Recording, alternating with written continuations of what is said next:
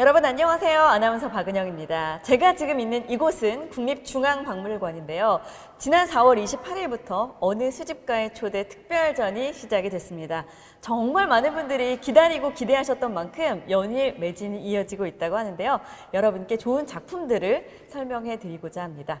자, 오늘 도움 말씀을 주실 분을 모셔보겠습니다. 국립중앙박물관의 이수경 학예연구관님 모셔보겠습니다. 어서 오세요. 네, 안녕하세요. 네. 자, 이렇게 초대해 주셔서 너무 감사합니다. 네, 초대 응해 주셔서 저 또한 기쁘네요. 네. 자, 많은 분들이 진짜 관심 있는 아주 많은 분들이 또 방문하고 싶은 그런 전시라고 할 수 있을 텐데요. 이번 전시는 어떤 전시인지 간략하게 설명 부탁드립니다. 네, 이번 전시는 고 이건희 회장 기증 1주년을 기념하는 전시입니다. 네. 국립중앙박물관과 국립현대미술관이 함께 준비를 했고요. 기증을 받았던 5개의 미술관, 광주시립미술관, 박수근미술관, 대구미술관, 전남도립미술관, 이중섭미술관이 또 함께 출품했습니다. 전시 구성과 주제에 맞게 355점을 엄선해서 여러분께 선보이는 그런 전시입니다. 네. 355점이면 굉장히 많은 양이 아닐까 싶은데 어떤 작품들이 우리를 기다리고 있을지 너무너무 설렙니다. 자, 네. 그러면 한번 초대를 받았으니 안으로 들어가 볼까요? 네, 그러면 같이 이동하시겠습니까? 네. 네. 자, 이제 수집가의 초대를 받았으니 집 안으로 들어가 보도록 하겠습니다. 입구부터 돌 조각상이 보이네요. 네, 이분은 굉장히 다양한 것을 많이 모으셨는데요. 네. 저희가 맨 처음에 무엇을 놓을지 굉장히 네. 고민을 많이 했습니다. 음. 근데 바로 이 벅수, 장승을 이제 선택을 했는데요. 네. 이 장승은 굉장히 특이한 게 네. 부처님 같기도 하고 눈에 지그시 장승 감고 같기도 있고. 하고 그 느낌이 들어요. 네. 그래서 이분들의 역할이 뭔지 혹시 아시나요? 마을 어귀에서 네. 환영을 해주시는 분들인가요? 네, 이분들이 딱 서 있으면 잡된 것은 들어오지 못합니다. 아, 그래서 이 집 입구에서 네. 삿된 것은 다 사라져라. 그리고 손님만 편안하게 들어오세요. 네. 그런 의미가 담겨 있습니다. 경건한 마음으로 좋은 기운을 가지고 고? 들어가 보도록 하겠습니다. 네, 이동하시죠. 저 맞은편에는 위가 둥그런 대문이 보이는데요. 네. 우리가 궁궐 같은 데 가보면 저런 문들을 좀 자주 볼 수가 있죠. 네. 이 작품은 권진규라는 근현대 조각의 선구자의 작품인데요. 바로 보신 그대로 작품 제목이 문입니다. 네. 이 문은 정말 궁궐의 모티브를 잘 땄다고 생각하시면 되는데요. 네. 이 권진규라는 작가가 남대문 수리를 할 때 제도를 담당하시면서 이런 작품에 영감을 받아서 문 작품 시리즈를 많이 제작을 하셨어요. 네. 그래서 저희가 맨 앞에다가 이것을 둔 이유는 이 문을 열고 수집가의 집으로 또는 그 수집품이 만들어진 과거의 시간 속으로 들어가자라는 의미에서 맨 앞에 권진규의 문을 놓았습니다. 자, 그러면 문을 여는 느낌으로 한번 들어가 보도록 하겠습니다. 와, 굉장히 큰 작품인데요. 주황색 바탕에 기와집이 있고 사실은 마당처럼 보이지만 자세히 보면 노 부부가 집 아래에 누워 있어요. 맞습니다. 잘 보셨는데요. 이 작품 되게 특이한 작품이죠. 네. 이목상이라는 화가의 김씨 연대기 2라는 작품인데요. 네. 이 작품이 바로 저희가 전시에서 하고 싶은 그 얘기가 그대로 담겨 있습니다. 일단 이 집을 우리가 보시면 정말 집밖에 안 보여요. 네. 그렇지만 자세히 살펴보면 노부부가 누워 계시는 거죠. 그러니까요. 이 노부부는 현대사의 많은 질곡을 다 온몸으로 겪어내신 분인 거예요. 그래서 이 집이 굳건히 유지가 될 수 있도록 하셨던 그 분들인 것이죠. 그러니까 우리의 역사가 그냥 만들어진 것이 아니라 누군가의 어떤 희생을 바탕으로 만들어진 것이다. 그렇죠. 그래서 우리가 현재 눈에 보이는 것이 다가 아닌 거죠. 그래서 이 어느 수집가가 수집했던 수집품에는 오랜 시간 쌓여 있던 인류의 경험과 지혜가 차곡차곡 쌓여져 있다. 네. 그래서 이번 전시에서는 그 이야기를 살펴보자. 라는 것이 전시의 취지입니다. 네, 그 취지를 머릿속에 넣고 또 다음 작품으로 한번 이동을 해보겠습니다. 이제 집 안으로 본격적으로 들어왔는데요. 네, 집에 들어오셨습니다. 우리가 이렇게 유럽의 어떤 미술관 같은 데 가거나 아니면 집에 가면 초상화가 걸려 있잖아요. 맞습니다. 여기도 두 점의 인물화가 있습니다. 인물화가 들어가 있는데요. 지금 실제 인물을 대상으로 한 것인데 네. 저희가 이렇게 초대를 관람객을 했는데 아무도 안 계시면 안 되잖아요. 그렇죠. 빈집에 아무도 없는데 들어가도 되나? 안 되죠. 이런 느낌. 네, 그래서 이 집의 안주인이 될 만한 분과 또 바깥주인이 될 만한 분을 각각 모셨습니다. 네. 그래서 첫 번째 작품은 박득순이란 화가의 봄의 여인입니다. 이거는 화가의 아내를 직접 그린 그림이시고요. 네. 두 번째 작품은 이종우라는 화가의 아버지를 그린 붙인 초상입니다. 네. 정말 시대상을 딱 반영하고 있다고 할 수가 있는데요. 네. 20년대 전반기에 많은 여인들은 이처럼 한복을 입고 계셨죠. 한복을 입고 굉장히 다소곳한 다소곳하게. 자세와 시선도 아래를 네. 바라보고 있습니다. 그러니까 당시 요구됐던 여인에게 요구됐던 정숙함의 어떤 표상이라고 할 수가 있는 거죠. 네. 반면에 이 작품을 딱 보시면 어떠세요? 굉장히 카리스마가 느껴져요. 맞아요. 저는 이분 보면 멋질 것 같아요. 직접 만나면. 네. 코스염도 딱 단정하게 돼 있고 네. 양장을 딱 걸치고 있습니다. 이종우의 아버지는 황해도의 유지셨답니다. 아니 벌써 이렇게 부티가. 얼굴에 네. 느껴져요. 네. 그래서 당연히 이종우가 화가의 길을 걷겠다 했을 때 반대를 하셨대요.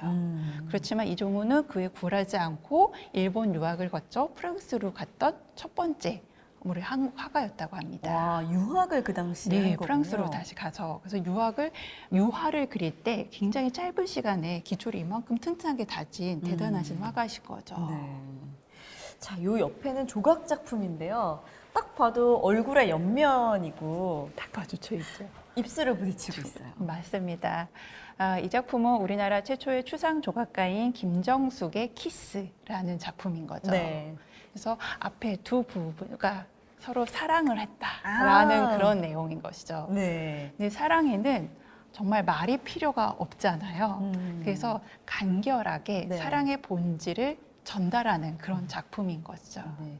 사실 어떤 설명이 없더라도 이 장면을 보면 키스를 하고 있는 모습이 느껴지고 굉장히 단순하게 표현했지만 풍부한 질감이 느껴지는 게 꽉 찬 사랑. 그러면서 또 하얀색이기 때문에 아주 어떤 순수한 순수한 사랑을 사랑. 표현한 게 아닌가. 잘 보셨습니다. 너무나 아름다움이 느껴지는 네. 그런 작품입니다. 자, 옆에는 딱 보면 봐도, 아시겠죠. 예, 바로 너무- 장욱진 화가의 가족인데요. 네. 두 분이 사랑을 해서 이렇게 가족을 이루신 거죠. 아기가 태어났어요. 아기가 태어났습니다. 네. 근데 이 작품을 직접 보시면 깜짝 놀라세요. 왜냐하면 너무 작아서. 동화책을 보는 것 같아요. 맞아요. 이 15.5cm의 작은 화면에 네. 온 우주가 담겨 있습니다. 아, 해도 있고 달도 있고 있고요. 정말 풍요의 상징이라고 할 수 있는 원두막도 있습니다. 네. 그 가운데 엄마와 아빠와 아이가 벌거벗고 있어요. 나초요. 나체에서 주는 자유로움인 거죠. 구속받지 않는 자유로움. 네. 그것을 표현하고 싶었던 모양입니다. 굉장히 단란한 가족을 또 이렇게 동그란 원 안에 그려놓으니까 뭔가 가족으로서의 결속력도 느껴지는 것 그러나 같습니다. 이걸 그렸던 장옥진은 이 시기 거의 혼자 살았다고 합니다. 그럼 뭔가 이렇게 꿈꾸는 꾸는 세상이 아니었을까라고 생각이 듭니다. 아, 모자상 조각품이 있는데 사실 요즘 제가 제 아들을 매일 이렇게 안고 있거든요. 맞아요. 가장 많이 하는 저의 포즈예요. 사실 저도 아이를 키운 엄마로서 네. 이게 와닿는 마음이 정말 절절했었어요. 네.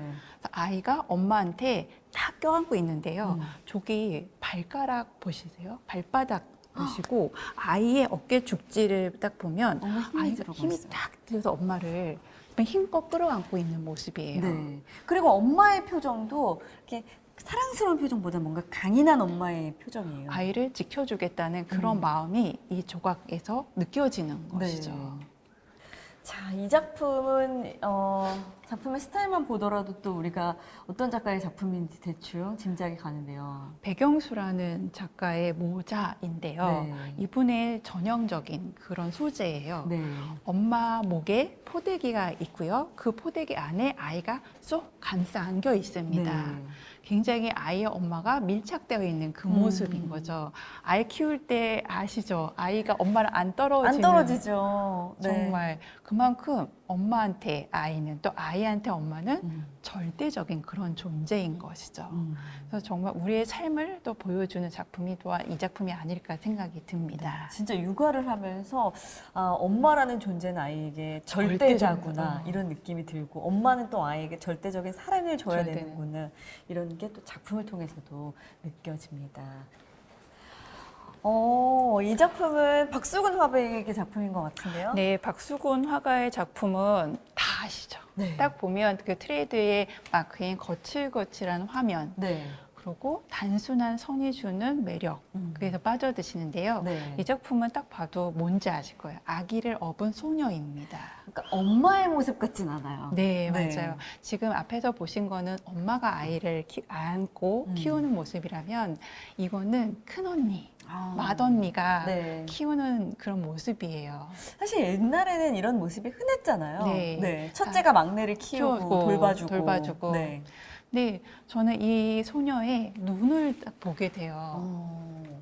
눈을 그냥 지그시 내리깔고 있어요. 네, 아래를 뭔가 체념한 듯이 바라보고 네, 있는 듯한. 이 아이는 정말 놀고 싶기도 하고 학교를 가고 싶기도 하는데 그 모든 거를 참고 그래도 내가 언니로서 또는 누나로서 내 동생을 돌봐야겠어라는 그 마음이 굉장히 큰 거죠. 네. 그리고 또 이 소녀의 저는 어깨를 딱 보여드리고 싶어요. 뭔가 이렇게 아래로 이렇게 쭉 늘어져 늘어져 있는. 굉장히 작은 아이기 때문에 어깨도 좁은 거예요. 옷이 크구나. 그렇죠. 네. 그래서 쭉 내리는 정말 힘을 겹지만 아이를 꼭 껴안아주는 언니로서의 이 책임감. 네. 우리 K 장녀의 모습을 여기서 확인할 수가 있는 것 같아요. K 장녀의 모습. 네. 뭔가 따뜻하면서도 또 한쪽의 마음이 아려오는 맞아요. 그런 작품이었습니다. 집에 들어왔는데 또 굉장히 또 환대를 해주시는 게 조선시대 소반과 찻잔이 보이네요. 네, 저희가 여러분을 초대를 했는데 네. 아무도 대접을 안 하면 안 되잖아요. 네. 그래서 마음으로 이렇게 차를 드시라고 소반과 조선시대 청화백자와 백자로 된 주전자와 주자와 이제 잔을 준비를 했습니다. 네. 아니 작품도 너무 아름답지만 지금 약간 이렇게 은은한 차향이 나요. 네, 맞습니다. 저희가 어딘가에서 차를 볶아드리고 있어요. 아, 직접 차를 대접을 못하지만 대신 은은한 차 향으로 네. 여러분들이 훨씬 이 초대에서 마음을 여시라고 네. 이 차를 준비를 했습니다. 정말 집안에 들어와서 어떤 대접을 받고 있는 편안함이 느껴지는데 그럼 한 잔 마실게요. 다음 수제품 보러 갈까요? 앞에 보니까 이제는 뭔가 내 가족이 됐어요. 맞습니다. 이 가족이 한데 껴안으면서 어떤 정말 우리가 가족으로서의 똘똘 뭉침 이런 것들을 볼 수 있는데요. 네, 이거는 97년도에 김동우의 가족이라는 조각인데요. 네. 와, 정말 이 가족은 단단하다라는 생각이 들어요. 네. 굳건하게 엄마도 건강하고 아빠도 건강해서 두 아이가 굉장히 튼실하게 잘 자랄 것 같은 네. 그런 느낌인 거죠. 근데 이 작품이 만들어진 90년대에는 이렇게 4인 가족이 표준이었어요. 오. 근데 지금은 1인 가족이 40%가 넘는다고 합니다. 아니 90년대에는 진짜 둘 만나 잘 기르자가 거의 무슨 어떤 캠페인 문구처럼 있었잖아요. 네. 그렇게 이제 잘 키우고 잘 자라고 있는 모습인데요. 네. 이렇게 세상은 변해도 우리가 변치 않는 것이 있다면 가족이 함께 있을 때의 그 즐거움과 소중함이 아닐까 합니다. 맞아요. 네. 그걸 느끼게 하는 작품이 바로 이 뒤에 있는 정약용의 정효자전과 정부인전입니다. 어느 가족의 이야기를 다산 정약용이 전합니다. 네. 누군가 어떤 다른 가족의 얘기를 이야기를 거네요. 봤습니다. 여기는 또 같은 정자가 아니에요. 네. 네, 다른 나라 정자를 쓰는 가족의 이야기인데요. 네. 다산 정약용 하면 이제 강진 유배 딱 떠오르시죠. 그렇죠. 강진에서 유배를 하고 있는 중에 어느 정여주라는 시골 할아버지가 찾아왔습니다. 그래서 정약용한테 우리 아들에 대한 이야기를 써주세요라고 부탁을 했습니다. 왜냐고 했을 때 그 아들이 너무 안타까운 얘기인 거예요. 아들이 불과 30세에 세상을 떠났습니다. 너무 일찍 요절을 했네요. 네. 근데 그 요절한 아들이 아버지에게 둘도 없는 효자였던 거예요. 더 가슴이 아팠어요. 아파요. 어떤 효자였냐면 네. 불과 6살 때 아버지가 들에서 떨고 계시는데 자식은 어떻게 방에서 따뜻하게 있겠냐고 하면서 그런 얘기를 했던 아이였고 6살에 그런 여기서 생각. 그러니까요. 네. 가능할까요? 글쎄 요즘에 저희 아이는 나 추워 이럴 것 같은데. 네, 그리고 심지어 아버지가 행상을 나가서 편지를 보냈는데 그 필지가 떨리는 거예요. 떨려 있어요. 네. 그걸 보고 어떤 걸 느끼시겠어요? 아버지가 컨디션이 안 좋은가? 맞습니다. 그래서 그 아이가 걱정을 하고 있었다는 그런 이야기들이 적혀 있는 글입니다. 그런 효자였는데. 그런데 효자였는데 죽었던 것이죠. 세상을 너무 일찍 떠나서 네. 아버지가 그 세상을 떠난 슬픔을 어떻게 표현했냐면 네. 아이가 죽고 나자 나는 세 가지를 잃었다. 자식을 잃었고 벗을 잃었고 스승을 잃었다라고 할 정도로 아버지의 마음이 정말 무너져 내렸던 것이죠. 정말 각별한 또 부자 사이였구나라는 걸 근데 그런 추억을 남기고 싶어서 이렇게 글을 부탁을 한 것이고요. 네. 근데 더 놀라운 것은 네네. 그 할아버지가, 그 시아버지가 며느리, 그쵸, 이제 며느리하고 아들이 남았어요. 네, 손주가. 며느리와 손주가 남았는데 그 며느리들의 이야기를 또 적어달라고 정약용한테 부탁을 했습니다. 어떤 내용일까요? 되게 궁금하시죠? 이런 경우 저도 처음 봤어요. 사실- 시아버지가 며느리의 일을 적어달라고 하는 얘기는 처음 봤어요. 가족에 대한 사랑이 굉장히 컸나 봐요. 컸는데 어떤 일이냐면 그 며느리가 어린 아들 둘을 키웠는데 처음에는 굉장히 자애로운 사람이었대요. 네. 근데 그 남편이 일찍 죽고 나서는 아이들을 굉장히 엄격하게 키웠대요. 많이 때리기도 하고. 네.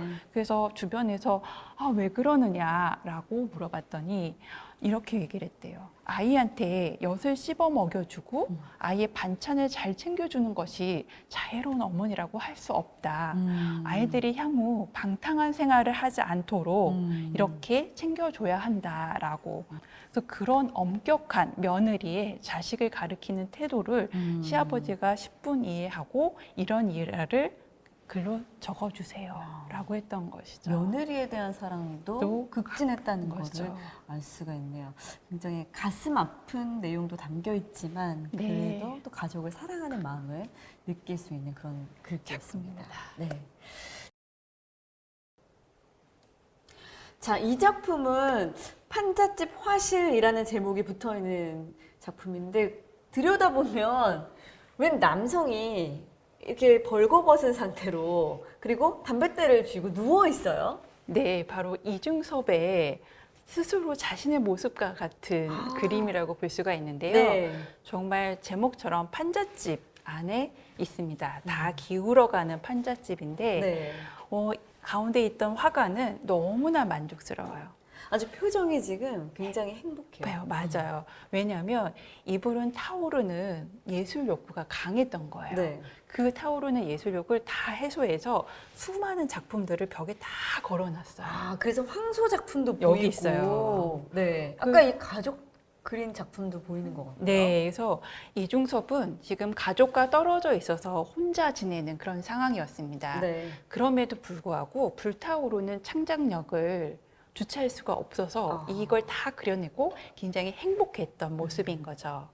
이중섭은 이 그림을 그려서 누구한테 보냈을까요? 가족을 사랑했으니까 가족에게 보내지 않았을까요? 맞습니다. 가운데 보면 접혀 있는 선이 있는데요. 네네. 이 그림은 엽서 그림이라고 얘기를 해요. 그래서 일본에 있는 자신의 가족들한테 그림을 그려서 보내준 것이죠. 아빠 이렇게 잘 지내고 있어 아이들아 라는 그 마음을 담은 그림이어서 네. 마음이 더 아파와요. 맞아요. 사실 가난 때문에 그 사랑하는 가족과 떨어져서 지낼 수밖에 없었는데 어떤 작품을 하면서 또 그 아픔을 승화시킨 게 아닌가 싶기도 하고 근데 지금 얼굴 표정을 보면 약간 발그레한 것이 약주도 한잔하지 않았나. 맞을 것 같은 게 이 그런 생각이- 그림을 자세히 보시면 네. 빈 술병들이 벽에 쪼르륵 써 있어요. 네. 사실 정말 이게 너무나 누추한 집안이어서 벌레들도 막 기어다니고 그러게요. 있고요. 네. 그럼에도 불구하고 이분은 너무 행복한 것이죠. 네. 파이프를 한 손에 딱 들고 네. 이 넘치는 행복감을 주체할 수 없는 그런 모습입니다. 네. 정말 이중섭의 필력을 또 확인할 수가 있어서 네. 정말 좋아하는 작품입니다. 그리고 굉장히 익살스럽기도 하고요. 네. 자, 이 옆에 있는 작품은 현해탄인데요. 네, 현해탄은 대한 해협을 그렇죠. 얘기하는 거죠. 네. 아까 말씀드린 것처럼 부인과 아이들은 부인의 이제 아버지, 그러니까 이중섭의 장인어른이 돌아가시고 나서 유산 상속 문제를 해결하기 위해서 일본으로 건너갔어요. 그래서 이중섭도 초기에 한번 5일 동안 일본을 다녀왔다고 합니다. 근데 그 이후로 돌아가실 때까지 다시는 가족을 만나지 못했던 것이에요. 또 비극적이네요. 그죠. 그래서 아마 이 그림은 그 현해탄을 건너 가족들을 만나러 가는 그 즐거운 마음을 담아서 그린 것 같아요. 자, 여기 보니까 정말 가족을 만나러 가는 그 기쁨이 가족들의 표정과 이중섭 본인의 얼굴에서 느껴집니다. 그리고 이렇게 정말 두 팔 들어서 가족을 만나고 싶어 하는 그 어떤 반가움을 잘 느낄 수 있는, 아, 이렇게 가족을 사랑하는 화가였군요. 네. 네. 이중섭은 그림 속에 가족을 그리워하는 그 마음을 다 담은 것이죠. 네. 또 다른 작품으로서 네. 벌거벗으면서 가족들이 춤추며 노는 작품이 있어요. 네. 춤추는 가족이라고 이라는 써있는데. 네, 이중섭의 춤추는 가족인데요. 네. 서로 벌거벗고 놀면서 정말 서로를 그리워하는 또 즐거워하는 그런 강렬한 에너지가 담겨 있는 그런 작품입니다. 정말 이렇게 원을 서서 덩실덩실 춤을 추는 것 같은 그런 맞아요. 느낌도 들고, 약간 마티스의 작품이 떠오르기도 다들 그렇게 하는데요. 얘기를 네. 하시죠. 그래서 이 작품을 보고 있으면 애매모호하게 색깔이 이렇게 같이 묻혀 있으면서 네. 그분이 생각했던 아니면 그분이 추억했던 행복했던 추억이 시간이 여기에 아스라이 담겨져 있는 게 아닌가라는 생각이 또 듭니다. 네. 자, 여기 보니까 한국인이 사랑하는 달 항아리가 네. 딱 놓여 있습니다. 뒤로는 어렴풋이 달이. 정말 달이 떠 있네요. 네, 달이 또 있습니다. 저희가 사실 백자를 들고 네. 달밤에 나갈 수가 없기 때문에 네. 여러분들께 대신 달을 딱 띄워드린 것이죠. 아, 멋지네요. 우리 모두가 달항아리를 사랑하듯이 네. 김한기라는 작가도 달을 굉장히 사랑했고요. 네. 그래서 달항아리와 자연의 영감을 받아서 작품 활동을 했습니다. 네. 그 작품이 바로 저 가운데 있는 작품이에요. 우리가 지금 실물로 보는 것처럼 달이 그려져 있고요. 백자 달 항아리가 그려져 있고, 그리고 밑에는 그림자인가요? 네, 그래서 달빛에 이그러져 있는 달 항아리 그림자가 그려져 있습니다. 네. 그래서 이처럼 자연과 달 항아리는 김한기에게 좋은 영감을 줬던 것이죠. 네. 이렇게 둥글둥글하게 그림을 그렸던 분이 이제 시기가 지나면 한 60년대부터는 이렇게 점 그림을 그립니다. 그렇죠. 추상으로 으로 이제 점점 나아가는 단계여서 네. 그럼에도 불구하고 여전히 여기 달이 숨겨져 저 있습니다. 위에 떠 있는 게 다른가요? 맞습니다. 네. 저기에 파란색 타원형의 모습이 달로 우리 해석을 할 수가 있고요. 네. 달 주변에는 이게 초록색, 빨간색 점들이 달무리처럼 있고 그 주변에는 빨간색 점, 파란색 점, 여러 가지 점들이 밤하늘의 별과 같은 그 느낌을 주는 작품입니다. 뭔가 어떤 우주를 품고 있는 것 같은 네. 느낌. 네. 정말 근데 매력적이죠. 이 전시장에 딱 들어와 보니까 창이 참 많아요. 맞습니다. 이 공간에서 저 너머의 공간에 볼 수 있는 창들이 있는데, 지금 저희가 서 있는 이 공간에서는 지금 방안이라고 해야 될까요? 목가구가 보이는데요. 네, 저 방 궁금하시죠? 네, 어떤 방인데 저런 게 놓여 있는지 저쪽으로 또 가볼까요? 네, 바로 이동하겠습니다. 자, 이쪽 방에 딱 들어왔는데 정면에 보이는 것이 바로 책가도 병풍이네요. 맞습니다. 여기는 수집의 방입니다. 수집의 방. 네, 어느 수집가의 수집 취향을 보여주는 네. 그런 방입니다. 야, 정말 이 책가도 사실 너무너무 유명하고 제가 개인적으로 참 좋아하는 그림인데, 네, 얘는 조선시대 선비들이 네. 또 좋아했던 작품이에요. 그래서 책가, 책장에 네. 책을 비롯해서 다양한 기물들이 그려져 있는 그림이죠. 주로 네. 이제 병풍 형태로 많이 그리고, 그다음에 실제 생활에 사용하는 연적이나 뭐 네. 벼루도 있지만 정말 구하고 싶지만 구하기 어려운 것도 함께 들어가 있어요. 그렇군요. 예, 예를 들어서 이처럼 방가요자기라던가 화려한 중국 도자기처럼 네. 갖고 싶지만 갖기 어려운 기물들이 그려져 있습니다. 갖고 싶은 걸 그림으로 대신한 그려놨군요. 거죠. 그래서 네. 조선시대 수집의 열망이 바로 이 책가도 안에 담겨 있는 것이죠. 네. 어떤 수집한 용품들을 그림으로 그렸다면 지금 이쪽을 보니까 정말 다양한 수집품들이 있습니다. 저희가 이런 책장형 전시를 했던 이유가 네.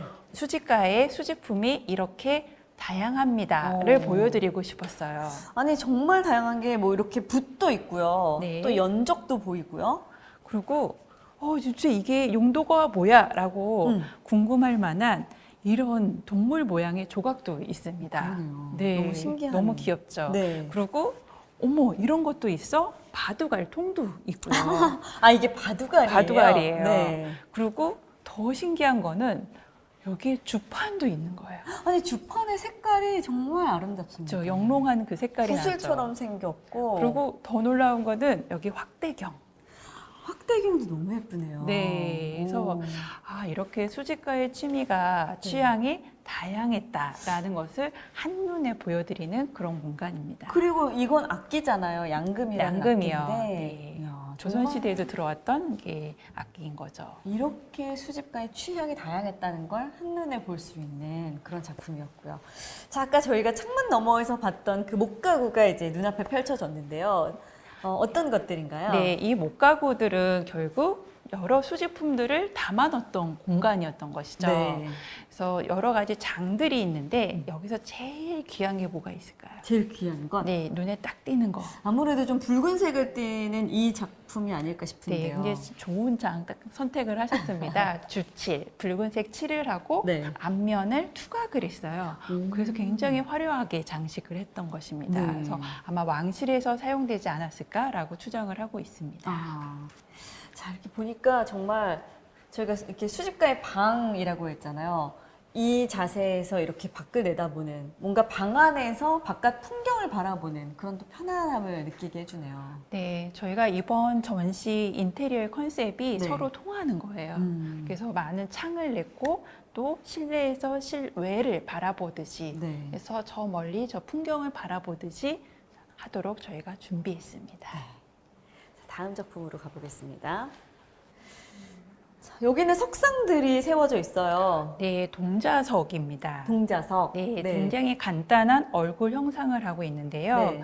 이 동자석들의 역할은 죽은 이의 영혼을 위로하고 같이 동반하는 그런 역할을 하고 있습니다. 네. 네, 모양이 다 달라요. 표정도 다르고. 표정도 다르고 또 모양도 들고 다르고. 있는 것도 다르고 네. 그래서 이분은 마이크를 들고 있느냐 말라고 마이크 사람들이 얘기를 같아요, 했듯이 진짜. 네. 그래서 저 동자석은 춤추나 이런 생각이 들 약간 정도로 이런 춤을 추고 있는 것 같은 그런 그런 느낌이 굉장히 듭니다. 다양한 동자석인데요. 네. 저희가 이걸 준비를 했던 것은 이 어느 수집가가 굉장히 자연을 사랑하시는 분입니다. 그래서 집 안에 작은 정원을 꾸며 놓으신 거죠. 지금 이 공간이 그러면 작은 정원이 정원, 중정이라고 생각하시면 되는 겁니다. 중정 또 요즘 건축할 때 많은 분들이 좋아하시는 공간이죠. 네, 중정이고 또 중요한 건 여기서 바라보니까 지금 저 창문 너머로 네. 아주 유명한 모네의 작품이 보입니다. 네, 이번 전시의 하이라이트라고 대표작이라고 할 수 있는 네. 클로드 모네의 수련이 있는 연못이 바로 이 자리에서 보입니다. 아니 지금 이 공간도 중정인데 연못이 뒤에 있다는 것은 네. 지금 정원이 바깥에 또 있다는 준비되어 거죠. 있는 그래서 이제 저희가 후원의 공간으로 이동하실 것입니다. 후원으로 가보도록 하겠습니다. 네. 자, 모네의 수련이 있는 연못이라고 써져 있는데요. 와, 이 작품을 저희가 대한민국 서울에서 이렇게 감상할 수 있다니 뭔가 이렇게 가슴이 벅차오르는 듯한 그런 느낌이 듭니다. 그 감동을 많은 분들이 표출을 해주고 계세요. 네. 그래서 내가 이걸 진짜 보다니라고 얘기를 하시죠. 그러니까요. 사실 모네 하면 정말 한국인들이 사랑하는 인상주의 화가이고 인상주의의 어떤 창시자라고 또 얘기를 할 수가 있을 텐데 빛을 사랑하고 빛을 네. 그리다 이렇게 얘기해도 좋죠. 네, 모네는 평생 빛이 곧 색채다라고 얘기를 했습니다. 그래서 빛은 시시각각 변하기 때문에 시시각각 변하는 그 상황을 다 담아내야 된다라고 생각을 하셨던 분이셨어요. 네. 그래서 모네는 특이하게 한 곳에서 계속 그리기 때문에 연작 시리즈물이 되게 많습니다. 그래서 수련 연작이 많군요. 많습니다. 근데 이분이 여러 곳을 돌아다니고 나서 한 결과 우리 집 정원이 최고로 좋았다라는 것이죠. 아니 직접 정원을 만들고 거기에 연못을 파서 꾸미고 연꽃을 심었잖아요. 네, 그래서 본인이 가꾸고 계속 사랑했던 그 연꽃이 있는 정원을 계속 시리즈로 많이 그리셨는데 네. 이 작품은 더 특별한 의미를 담고 있습니다. 네, 정말 모네의 뭐 수련 작품들은 다양한 여러 가지 작품들이 있는데 이 작품이 좀 독특한 것은 물과 연꽃 딱 이 두 가지만 보여요. 네, 맞습니다. 모네는 안타깝게도 너무 야외에서 작업을 많이 해서 그런지 시력을 상실을 했어요. 그런데 70대에 갔을 때 시력도 나빠졌지, 아내와 아들도 먼저 세상을 떠나서 시리에 빠져서 더 이상 활동을 하지 않았던 시기가 있었습니다. 네. 그러다가 친구들의 여러 후원에 힘입어서 다시 그림을 그리던 시기가 모네의 부흥기라고 하는데 그 1917년에서 20년 그 사이에 다시 그린 그림이 바로 이 작품입니다. 네. 근데 이 작품은 이제는 눈이 안 보이다 보니까 예전에는 다리도 그리고 맞아요. 먼 풍경을 그렸다가 지금은 눈에 보이는 바로 그것만 그릴 거예요. 눈에 보이는 물과 수련만 딱 그립니다. 네. 그래서 시야는 더 작아졌지만 그 본질은 더 잘 표현을 한 것이죠. 그래서 이 작품이 왜 좋은가 하면 색채가 너무 아름답다는 거예요. 그러네요. 색채가 너무 오묘한 색들이 막 섞여 있어서 네. 사람들의 색채 마술사가 바로 이거구나라는 것을 확인할 수가 있는 거죠. 네. 그래서 이 시기 모네의 작품의 굉장히 중요한 점은 향후 이제는 어떤 형태가 중요하지 않은 좀보다는 추상적인 표현이 나타나게 되는 그 출현을 예고하는 그런 작품이라는 의미에서 더 가치가 높습니다. 그럼 이제 인상주의에서 어떤 추상 표현주의로 넘어가는 과정의 작품이라고 볼 수 네. 있겠군요. 네, 그런 모든 걸 떠나서 네. 그냥 보기 좋습니다. 너무 편안해지고 정말 어떤 우리가 왜 절에 가면 연못과 수련을 볼 수가 있잖아요. 그런 느낌이 탁 느껴지는 그런 아름다운 그림이 아닌가 싶어요. 또 한 가지 특이한 점은 이 바닥에 정말 우리가 이렇게 정원에 서서 연못을 바라보는 것처럼 바닥에 또 작품이 있네요. 네, 저희가 이제 초대를 해서 연못도 보여드려야 되잖아요. 네. 그렇기 때문에 모네의 다른 작품을 영상을 활용해서 바닥에서 여러분이 정원의 한가운데 있는 것처럼 만들었습니다. 정말 오감을 만족시킬 수 있는 그런 전시가 아닌가 싶습니다. 네, 저희 애 많이 썼습니다.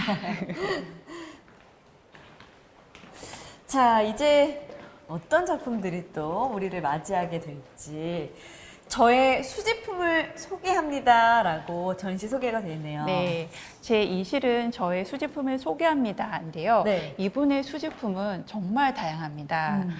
다들 아시겠지만 이건희 회장과 홍라희 여사는 이병철 선대 회장에 이어서 다양한 수집품을 모으셨는데요. 네. 그래서 저희가 그 다양한 수집품을 4가지 영역으로 나눠서 네. 보여드립니다. 그래서 첫 번째가 자연과 교감하는 경험, 네. 두 번째는 자연을 활용하는 지혜, 세 번째는 생각을 전달하는 지혜, 마지막으로는 인간의 변화를 탐색하는 경험으로 나누어서 여러분께 소개하도록 하겠습니다.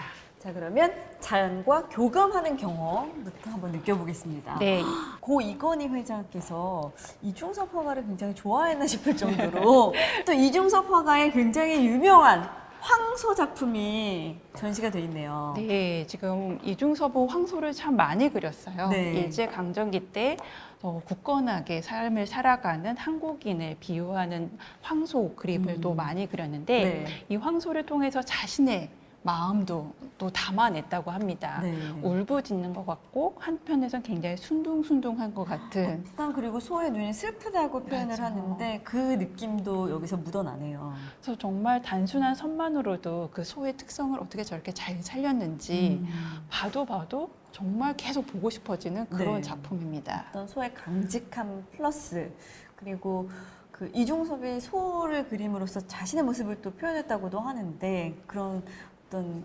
슬픔도 우리가 잘 작품에서 표현되어 있죠. 네, 그래서 이렇게 붉은 바탕의 황소는 4점밖에 있지 않다고 해요. 그 중에 한 점을 보고 계시는 거예요.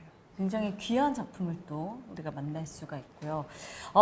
옆에 있는 작품은 아주 사이즈가 크네요. 네. 근데 언뜻 봐서는 뭔가 하얀 바탕에 그 녹색의 기운, 그다음에 거친 표면 느껴지지만 무엇을 그리는 것인지 사실 저희도 처음에 제목을 몰랐을 때는 보기 이게 뭐지? 라고 되게 당황했어요. 근데 이 작품은 김기창의 소와 여인입니다. 소와 여인. 네, 네. 그러면 소는 어디 있을까요? 어디 있을까요? 이쪽이 소입니다. 아, 왼쪽이 소군요. 예, 그래서 저 아래쪽에 보시면 소의 뿔이 있고 소의 눈이 있어요. 오. 소가 누워 있다고 생각하면 되는데 우리나라 황소 하면 황소의 털을 생각을 해보세요. 네. 그 까칠까칠한 털의 느낌이 되게 잘 살려 있는 것이죠. 굉장히 거칠다고 생각했는데 어떻게 보면 또 섬세한 표현이군요. 네, 근데 이 작품을 보고 사람들이 이게 입체적으로 보여라고 하는데 실제로는 굉장히 평면적이에요. 네. 그래서 종이를 구긴 종이를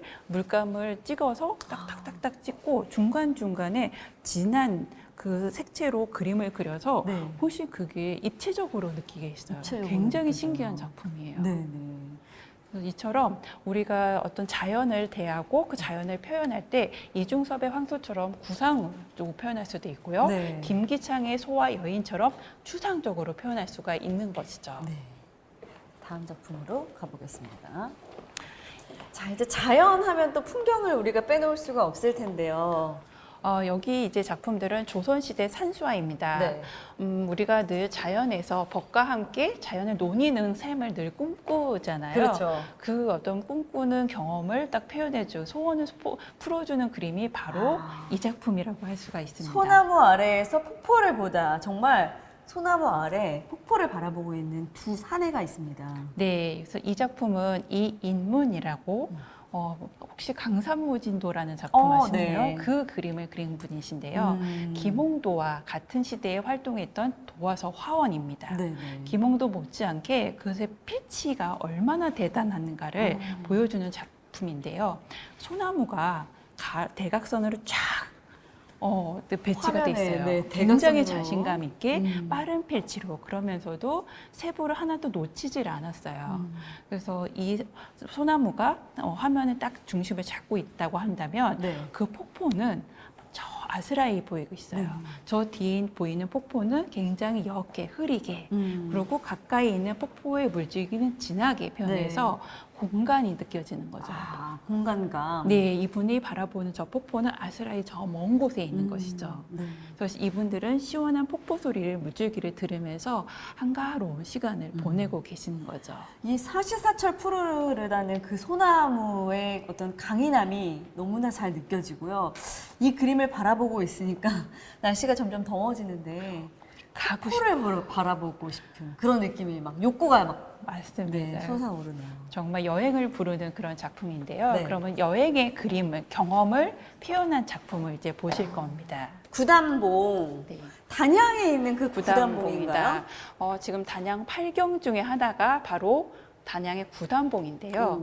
가보셨나요? 직접 가보진 않았지만 제가 알기로는 이렇게 5개의 봉우리만 있지 않는 걸로 맞습니다. 알거든요. 다 구단봉은 이렇게 하나의 커다란 산과 같은 존재인데 네. 이 그림을 그린 윤재홍이라는 문인 화가는 이렇게 표현했습니다. 구단봉은 웅장하고 막힘이 없다. 신기한 절경 중에서도 특별하고 기이하다라고 적었습니다. 아. 그가 느꼈던 기이함을 이렇게 표현한 것 같아요. 그래서 특별히 실제 옛날에 20세기 전반기에 사진을 보면요. 구단봉이 골이 굉장히 깊어요. 네. 그래서 그 골이 지어 있는 곳을 하나하나 따로 떼서 봉우리처럼 표현한 것 같습니다. 자유분방하고 구속되지 않는 그런 필치를 여기서 느낄 수가 있는 것이죠. 쭉쭉 뻗은 우뚝 솟은 그 봉우리를 과감하게 표현한 것 같아요. 네, 그래서 정말 필력이 좋은 게 이런 거구나. 앞에서 보신 거는 화원의 정말 능수능란한 필지라면 이 작품은 문인하라는 게 이런 걸까? 라는 생각을 들게 합니다. 네. 그러면서도 실제 경치가 담겨 있는데요. 조그만 정자 보이시죠? 네네. 이건 창하정이라는 정자인데 단능 이윤영이라는 분이 18세기에 만든 정자예요. 네. 그래서 이곳을 찾는 모든 분들이 이 정자에 앉아서 구단봉을 바라보셨답니다. 진짜 여행이 떠나고 싶은 그런 욕구가 네, 여행을 느껴지는 부르는 그런 그림인데요. 아, 여기에는 또 굉장히 아름다운 백자가 놓여 있습니다. 네, 백자인데 굉장히 특이한 형태예요. 네. 아래로 내려갈수록 풍만해집니다. 음. 그래서 이것을 떡을 치는 떡매랑 닮았다 해서 떡매병이라고 부르고요.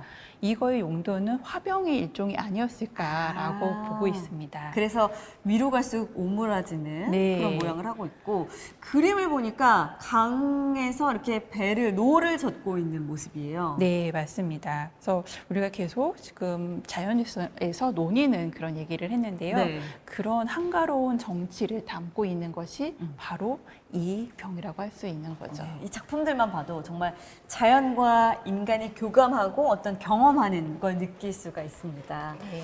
자, 이제 다음 작품을 볼 텐데요. 이 작품은 제목이 옹혼하게 세상을 바라보다. 네, 응원하게 세상을 바라보다는 건데 네. 세상을 바라보는 주체가 바로 저 위에 있는 매입니다. 매가 대인배로서 소인배들을 딱 제압하는 그런 느낌을 전달을 하고 있는데요. 그럼 여기서 매가 떴다. 그러면 네. 누가 제일 긴장을 할까요? 지금 이 아래 보니까 바짝 쫄아 있는 토끼가 보이는데요. 네, 토끼가 이제 정말 숨을 때를 찾고 있는 그런 모습입니다. 네. 그래서 정말 이 매의 눈을 딱 보면 장승업이 동물의 눈을 표현한 그 느낄 거예요. 그래서 장승업이라는 천재 화가의 작품인데 네. 우리가 아는 장승업은 굉장히 호방한 그렇죠. 술 마시고 그리는 화가라고 알려져 있지만 네. 실제로 이렇게 섬세한 그림을 되게 많이 그렸습니다.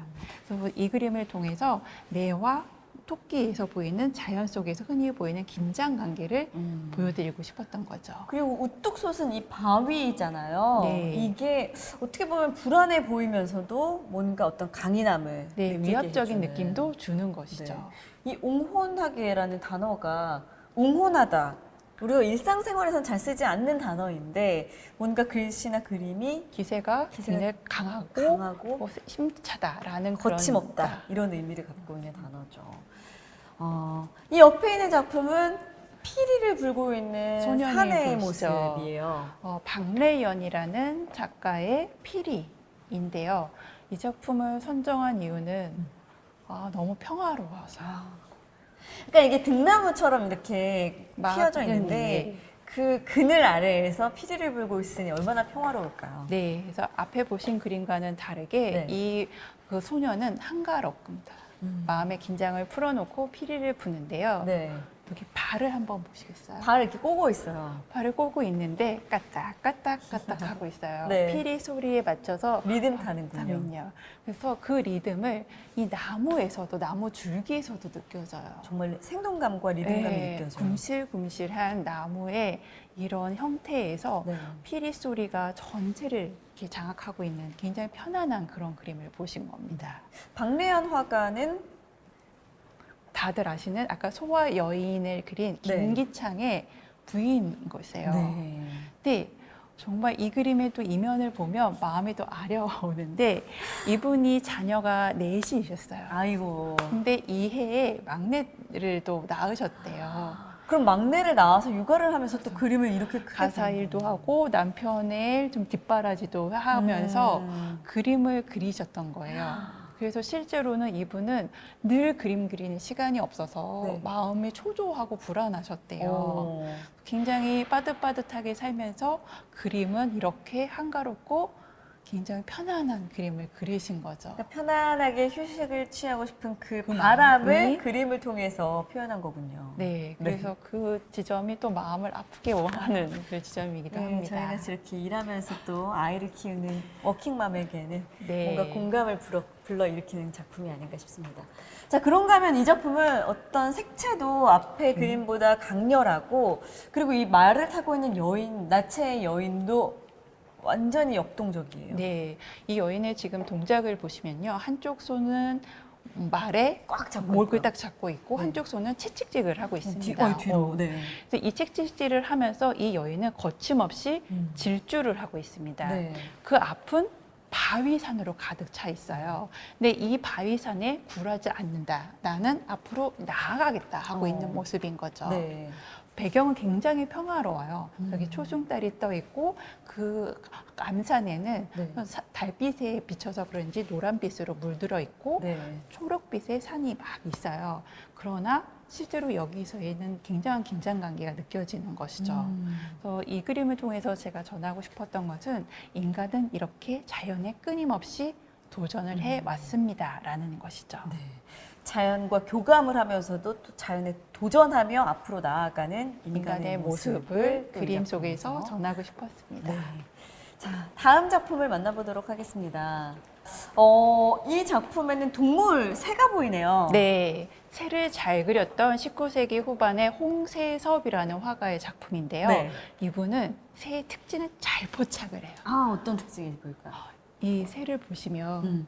어떤 것처럼 보이세요? 털이 막 삐쭉삐쭉 삐쭉 서 있어요. 지금 배경을 보시면 눈으로 뒤덮여 있어요. 아, 주변에. 눈이 쌓여 있네요. 네. 가지에. 굉장히 추워서 오돌오돌 떨고 있는 그 새의 모습을 정말 잘 포착을 했습니다. 털이 바짝 서 있고 그리고 웅크리고 있는 네. 그 모습을 보여주는 작품. 네. 자, 옆에는 난초를 그린 작품들이네요. 네, 이 난초는 정말 우리나라에서 고고한 선비를 상징하는 그쵸. 그림인데요. 사군자 중에 또 하나. 네, 근데 난초하면 바로 석파란인데요. 네. 석파 이하흥 대원군, 흥선 대원군의 작품입니다.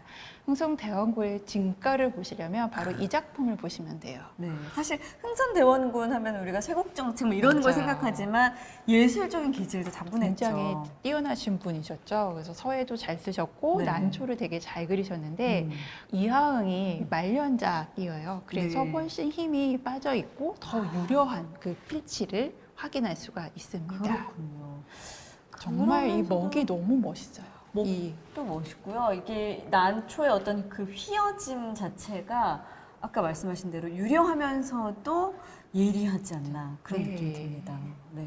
정말 노 대가의 필력을 눈으로 확인하실 수 있습니다.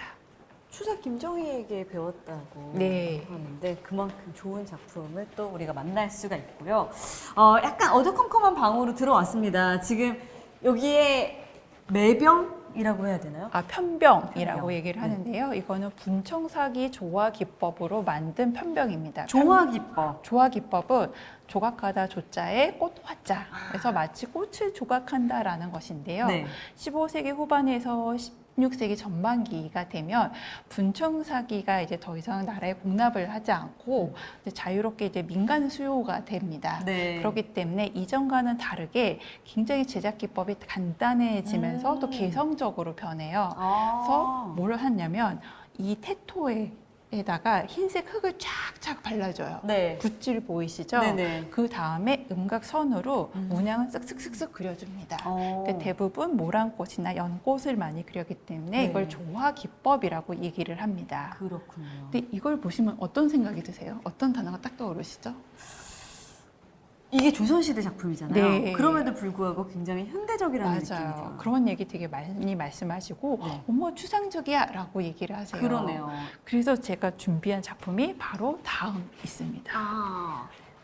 이 작품은 언뜻 보면 어떤 형태를 그리는 건지 잘 알 수 없을 정도로 어떤 추상화의 느낌이 강한데요. 맞습니다. 근데 한 발 더 뒤로 물러서서 보시면 뒤로? 형태가 보이게 됩니다.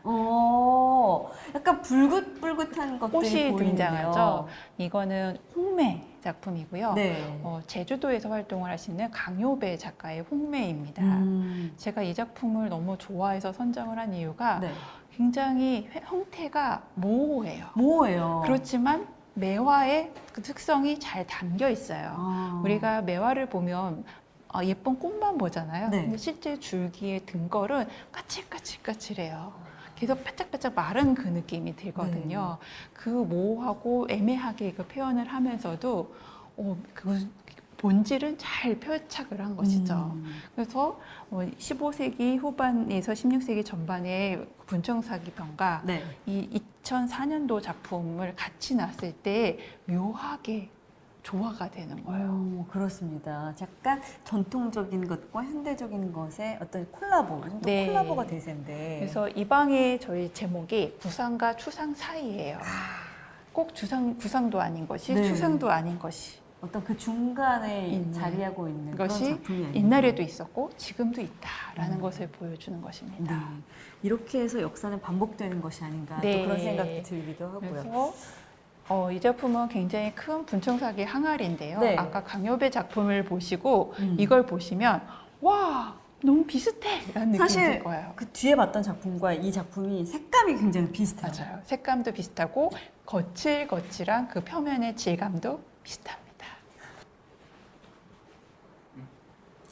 자, 이 작품은 너무나도 유명한 겸재정선의 대표작 인왕제색도잖아요. 네, 어느 현대미술사가는 겸재정선이 이 작품을 그리기 위해서 태어났는가라고 평가를 할 정도로 네.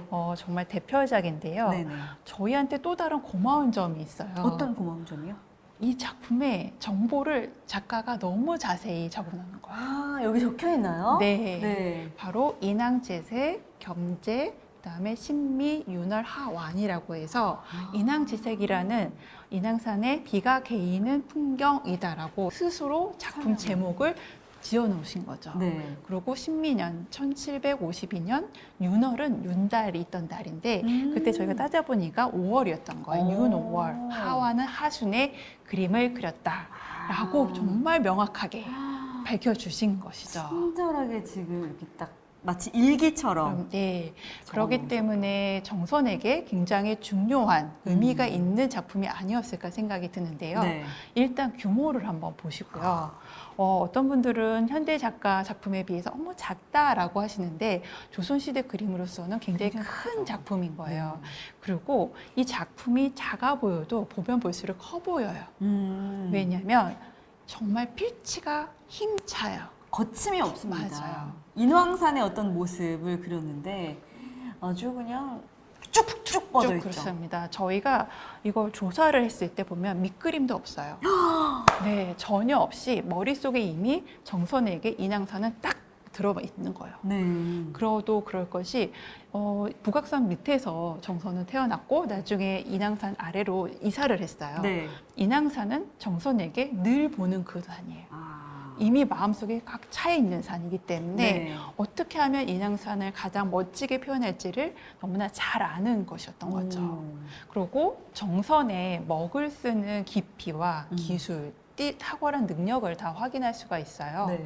그래서 가운데 주봉인 치마바위는 먹을 쌓아 올리듯 해서 힘차게 네. 해서 그려서 인왕산의 그 기세를 표현을 했고요. 네. 그 치마바위 주변에는 더 그린 곳과 덜 그린 곳으로 높고 낮음을 표현을 했어요. 그래서 수많은 봉우리들이 네. 막 이렇게 솟아 있는 것들이 느껴지고요. 네. 그리고 재밌는 것은 저쪽에 있는 폭포와 이쪽에 있는 폭포는 실제로는 겉에서 보기엔 잘 안 보이는 곳이죠. 아. 근데 비가 오면 그래도 수성동 계곡이고 천풍계인데요. 네. 만일 이분이 실제만 그렸다면 안 그렸을 거예요. 그렇지만 메말라 있어서. 메말라 있기도 하고 겉에서 드러나는 것은 아닌 거예요. 그렇지만 이 그림에서 두 폭포가 있음으로써 그림을 훨씬 멋있게 만드는 것이죠. 그러네요. 그래서 그런 숨겨진 맛도 아는 것이 인왕산의 멋도 아는 것이 인왕산을 너무나 잘 알기 때문에 그런 것이죠. 또 제색도잖아요. 네. 뭔가 이렇게 안개가 자욱한 모습을 맞아요. 표현을 했는데 막 비가 겹치고 있는 그런 청신한 기운이 가득 담긴 그림이에요. 네. 그래서 안개가 그 위쪽에 있는 것과 가운데 앞쪽에 근경 사이사이에 스며들어 있어서 훨씬 공간이 느껴져요. 그리고 사실 이렇게 강인한 것들만 있었다면은 좀 부담스러웠을 맞아요. 수도 있을 텐데 밑에 안개가 살짝 가볍게 받쳐주면서 굉장히 조화롭게 표현했어요. 맞아요. 그래서 모든 것이 조화로운 그림이고 네. 이 인왕제 색도가 왜 좋냐 그러면 네. 제일 먼저 말씀드리고 싶은 것은 공간감인 거예요. 그래서 내 앞에 인왕산이 펼쳐져 있는 것처럼 네. 쫙 펼쳐져 있어요. 뭔가 그런 위에서 이 집 쪽을 내려다보는 것 같고 그 높은 곳에서 저 멀리 그 바위산을 바라보고 있는 공간감. 네, 그래서 그 공간을 잘 표현한 것이 좋은 산수라고 저는 생각을 하는데 네. 그걸 정말 잘 표현하신 분이신 거죠. 정말 진경산수와의 어떤 걸작이라고 뽑을 수 있는 인왕제색도가 이 전시의 또 하이라이트가 아닐까 싶은데 네. 아쉬운 소식이 있다고요. 네, 아마 이 네이버 TV가 방영될 쯤 되면 인왕 제색도는 이 전시장에서 잠깐 내려와서 수장고에 가 있을 거예요. 수장고에서 쉬나요? 네, 수장고에 처화류는 이렇게 빛에 약하기 때문에 저희가 보호하는 차원에서 네. 잠시 내리게 되고 네. 그러면은 인왕 제색도 보고 싶은 분들은 어떻게 해야 되죠? 그러니까 그걸 위해서 저희가 광주박물관에서 이 전시들이 이게 순회가 이루어져요. 일부 네. 작품들이 그때 인왕 제색도를 10월 달에 광주박물관에서 다시 보실 수가 있습니다. 그때 꼭 기회를 놓치시면 안 될 것 같고요. 자, 그러면 인왕제색도가 쉬는 동안 이 자리에는 어떤 작품이 채워지게 되나요? 저희가 이번이 봄, 여름, 가을, 겨울방, 계절방인데요. 네. 여름을 보셨다면 가을을 대표하는, 가을의 고독을 대표하는 작품이 바로 김홍도의 추석무도입니다. 아, 또 너무 좋은 작품이. 네, 그 좋은 작품이 6월 한 달간 전시가 되고요. 그것도 한 달이에요? 네, 놓치시면 안 되겠습니다. 그렇습니다. 그리고 그 다음엔 겨울을 대표하는 박대성의 불국설경이라는 작품이 전시가 되고 네. 마지막 8월 달에는 꽃과 나비 그림으로 유명한 남계우와 이경승 작가의 작품이 전시가 될 예정입니다. 네. 좋은 작품들이 또 기다리고 있으니까 아쉬우신 분들은 꼭 참고하시면 좋겠습니다. 자, 지금 제 옆에 굉장히 큰 도자기가 있는데 그림이 딱 한눈에 봐도 용을 그린 것 같아요. 네, 용은 굉장히 상서로운 동물이죠. 가장 힘이 센 동물이고 네. 그래서 이 동물이 그려져 있는 용이 그려져 있는 항아리는 특별히 왕실에서만 사용을 합니다. 사실 용 무늬를 아무나 쓸 수는 없었죠. 네, 그래서 우리가 용준이라고 얘기를 하고 네. 이 정도 큰 크기의 용준은 왕실 잔치에서 꽃을 꽂아놓는 그런 용도로 사용했다고 합니다. 화병이었군요. 네. 자, 그리고 약간 어두컴컴한 방인데요, 역시.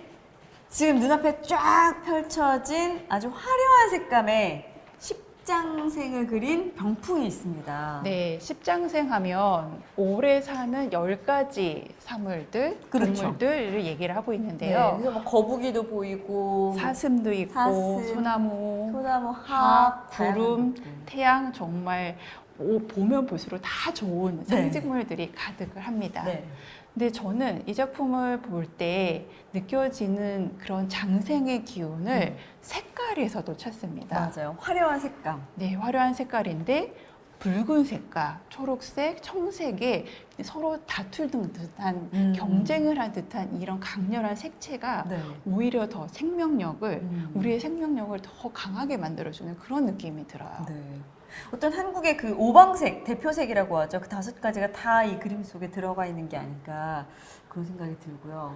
그래서 와. 이런 색채에서 느껴지는 강인한 생명력을 현대 작가의 작품에서도 제가 찾았습니다. 아, 바로 이렇게 연결해서 또 네. 현대 작품을 감상할 수가 있군요. 바로 이 작품. 네. 진짜 바로 방금 전에 본 그 십장생 병풍과 색감이 좀 연결이 되어 있어요. 네, 김응수의 작품이에요. 작품이라는 작품인데 많은 물감을 서로 섞어 놔서 우연하게 이루어지는 효과를 바라보고 있는 것인데 네. 저는 이 작가의 작품에서 붉은색과 초록색이 혼합돼서 느껴지는 강렬한 생명력 네. 이 딱 느껴져서 십장생도 작품이랑 생병풍이랑 이 작품을 같이 넣으면 얼마나 멋있을까라고 기대를 했는데 네. 정말 멋있었습니다. 딱 맞아떨어지는데요. 네. 이 강렬한 붉은 기운이 우리의 어떤 그 혈액, 피, 생명력 이런 것들을 또 느끼게 해주는데 예, 빵 터지시네요. 이거 제 식대로 네. 해석을 예. 아니 작품은 자기 마음대로 해석을 하시면 그렇죠. 돼요. 보는 사람 마음 보는 사람 아닌가요? 마음이에요. 네네. 네. 자, 지금 여기에 있는 이 작품 또한 왕실에서 쓴 것이 아닌가 싶은데 이 2마리 새 봉황이죠. 네. 정말 현명한 군주, 태평성대를 이제 상징하는 봉황인데요. 네. 이 봉황, 이렇게 화려한 봉황 드뭅니다. 그리고 일단 이 봉황이 새겨져 있는 이 큰 목가구를 한번 보시면 네. 이 목가구는 2사람 이상이 사용하는 커다란 그 소방 같은 거예요. 밥상이죠, 네, 밥상. 원반이라고 하죠. 원반. 네, 둥근 반이라고 해서 원반이고, 그래서 가운데에 구름 모양은 나전을 이제 장식을 했고요. 봉황은 상어 가죽을 색을 입혀서 굉장히 화려하게 장식을 했습니다. 아, 그럼 역시 이것도 왕실에서 왕실용으로 지금 보고 쓰이던 있습니다. 그 작품. 화려하고 좋은 기운을 가득 담으세요라는 그런 작품인 거죠. 정말 이 좋은 기운이 느껴집니다. 자, 이 기운을 그대로 받아서 맞은편에는 어떤 대쪽 같은 식물의 대표라고 할 수 있는 대나무. 대나무를 지금 요즘 계절에 또 많이 볼 수 있는 네, 시원한 식물인데요. 느낌의 해강 김규징의 작품인데요. 네.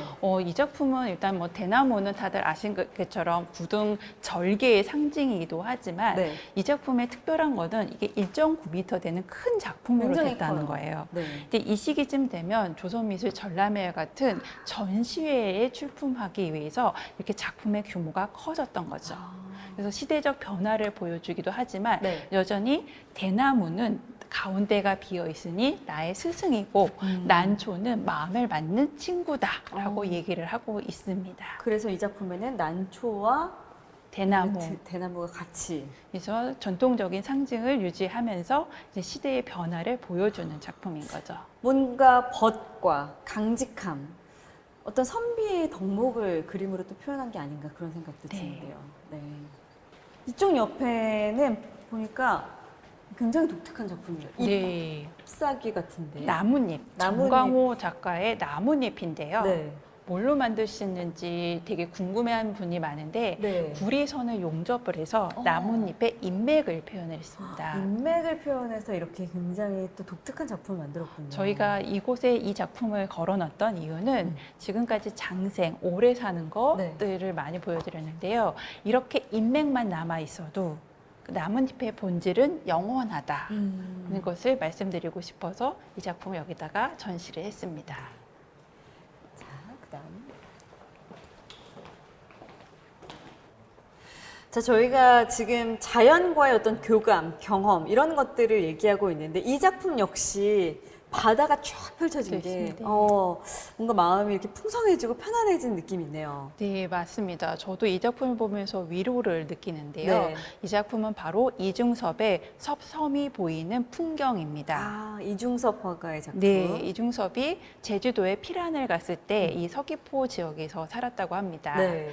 그래서 아마 그분은 그 어려운 시절을 바다를 보면서 위로를 얻지 않았을까 그런 생각이 듭니다. 네. 바다가 주는 위로 여러분도 같이 느껴보셨으면 합니다. 이 그림 앞에 서면 정말 편안함이 네. 이렇게 위로를 받는 느낌이 느껴지고요.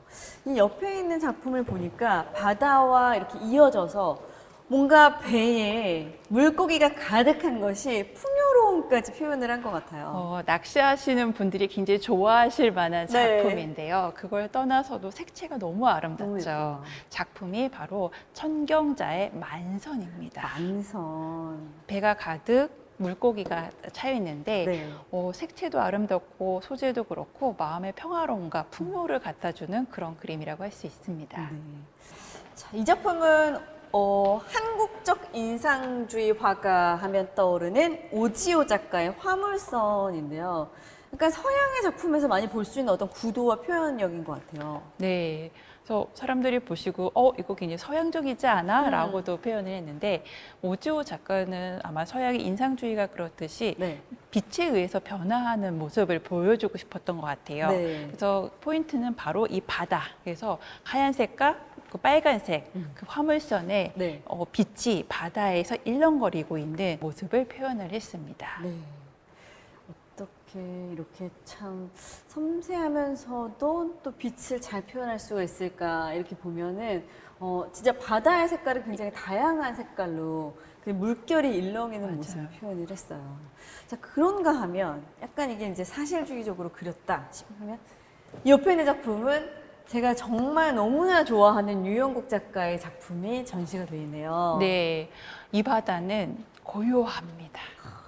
그리고 많은 요소들을 배제했어요. 네. 가운데 삼각형 모양의 산이 있고요. 아마 무인도라고 보는 분도 있고 네. 밤하늘에는 달이 떠 있습니다. 네네. 근데 그 달이 바로 이 바다의 어른거리고 있습니다. 수면에 이렇게 착 비치고 있는 네, 그 그래서 모습. 어떻게 이렇게 아름답게 표현할 수가 있을까? 그리고 정말 하늘색에서부터 짙은 파란색, 더 깊은 남색까지 네. 색채의 오묘한 변화 때문에 가장 관람객들의 시선을 사로잡는 그림이기도 합니다. 굉장히 단순하면서도 어떤 깊이가 느껴지는 그런 작품이 아닌가 네, 싶은데요. 그래서 자연이 주는 오묘한 빛의 색깔을 다 이렇게 표현한 작품들을 지금 보시고 있는 거죠. 유영국 작가도 뭐 한국 추상화가의 어떤 대표자라고 맞습니다. 할 수 있겠죠. 그분의 정말 대표작이라고 해도 손색이 없는 그런 작품입니다. 우리가 정말 책에서나 봤던 작품들을 이 전시를 통해서 다 이렇게 보실 수가 만나게 있습니다. 되네요. 예. 자, 이쪽에 와보면 우리가 과거에 일상에서 때려야 뗄 수 없는 것들이 전시가 되어 있네요. 바로 도자기, 네. 토기들이 쫙 모여져 있어서 인간이 가장 그 자연에서 구하기 쉬운 소재인 흙을 가지고 네. 흙을 활용했던 지혜를 보여주는 코너입니다. 뭐 인간의 삶을 비유하자면 흙에서 흙으로 돌아간다 이런 맞아요. 얘기를 하기도 하는데 그럼 어떻게 만들어 갔을까? 네. 처음에는 이렇게 간단한 형태의 토기를 만듭니다. 토기. 근데 토기에다가 조금씩 장식을 합니다. 색깔도 입혀보고 그래서 좀 무늬? 더 특별하게 만들기도 하죠. 이렇게 네. 문양도 만들고. 근데 이 토기의 가장 큰 문제점은 물을 가득 담아 놓을 수가 없어요. 다 약해. 새는 거죠. 네. 흡수를 해버려요. 흡수를 해버리는 거죠. 근데 우연하게 발견을 합니다. 유약이라는 존재를. 네. 그래서 이쪽을 보시면 가마에서 제가 그 토기의 표면에 딱 내렸더니 반질반질해지는 거죠. 그리고 물을 더 이상 머금지를 않게 되는 거죠. 네. 그런 우연한 변화를 겪으면서 만들어지는 것이 바로 청자인 거죠. 야, 이렇게 우연한 발견이 인간 어떤 인류 문명에 큰 변화를 가져온 주죠. 거죠. 그래서 우리가 아는 아름다운 비색 청자가 만들어지기도 하고요. 네. 청자도 가만히 두질 않습니다. 그래서 우리가 아는 또 꾸며. 상감 청자, 네. 흙으로 꾸미는 상감 기법으로 만든 청자로 정말 고르인만의 정말 기족적인 우아한 색감과 화려한 미감을 또 보여주는 청자를 만들었습니다. 정말 어떻게 자연의 색이 이렇게 아름다울 그럴 수가 수 있을까가 느껴집니다. 네, 그리고 청자를 거치면서 쇠퇴기에 등장한 것이 바로 분청사기. 분청사기. 흙을 입혀서 네. 그것을 커버하는 그런 걸 보시고 그러다가 조선시대에 딱 들어서면 드디어 백자를 만들게 됩니다. 아, 순백으로 돌아가는. 그래서 1300도의 고온을 이겨낸 백자를 드디어 완성을 하게 되는 것이죠. 그래서 백자를 또 가만히 두지 않고요.